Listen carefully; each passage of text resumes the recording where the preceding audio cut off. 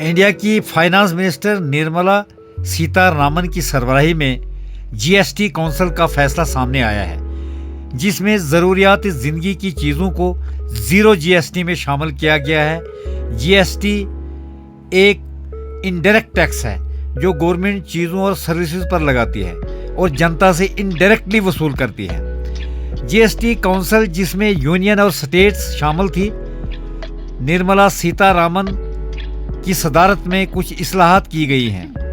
मैं यहाँ पर उन्हीं चीज़ों का नाम लूँगा जो आम लोगों की नॉलेज में हों, जो आम लोग जानते हों।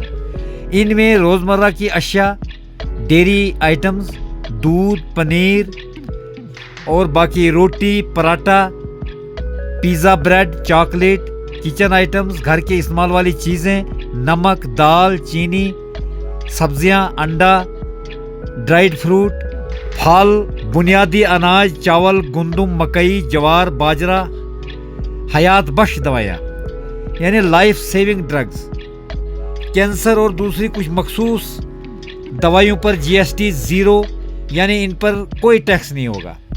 ये चीज़ें मैंने बताई, इन पर कोई भी जीएसटी टैक्स नहीं होगा। जिन चीज़ों पर 5% जीएसटी होगा, इनमें कुछ का नाम मैं लूँगा जो आम आदमी इस्तेमाल करता है।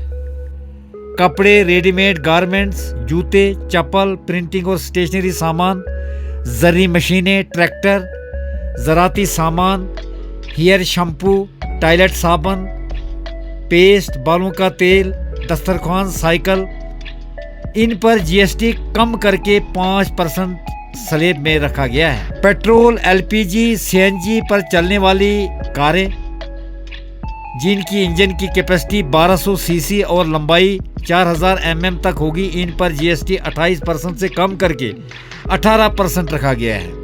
इस तरह डीजल पर चलने वाली कारें, जिनके इंजन की कैपेसिटी 1500 सीसी और लंबाई 4000 mm होगी, उन पर जीएसटी 28% से कम करके 18% रखा गया है। जबकि इलेक्ट्रिक व्हीकल्स पर 5% जीएसटी होगा। एसी, टीवी सेट्स, सीमेंट और बिल्डिंग मटेरियल पर 28% से घटाकर 18% किया गया है। इस कानून को 22 सितंबर से लागू किया जा रहा है, जब नवरात्रि का पहला दिन होगा, जब खरीदारों की भरमार होती है। ये कदम आम आदमी की जिंदगी को आसान बनाएगा। किसानों को, मिडिल क्लास लोगों, छोटी सनतें चलाने वालों को फ़ायदा होगा। जवान तबका को फ़ायदा होगा, बोझ उनका हल्का होगा और ये इकानमी को मजबूत करने के लिए एक राह हमवार होगी।